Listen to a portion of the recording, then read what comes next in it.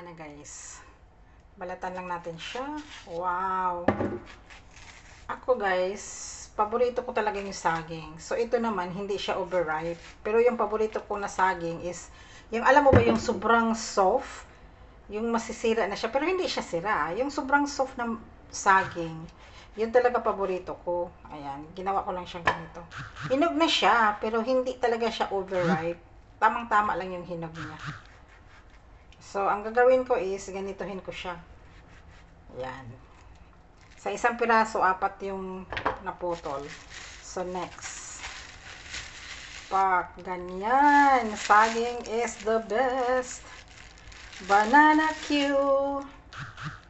Pero alam nyo guys, ang ilagay ko lang dito, ano lang, konting sugar. Tubig, tapos konting sugar. Yun, oh.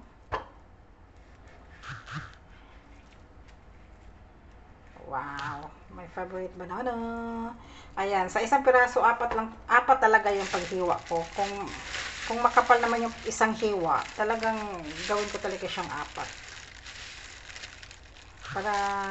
Para matagal matapos. Ay, nahulog. Ay, nahulog. Ayan, ito pa. So, mamaya, continue natin siya guys. 1, 2,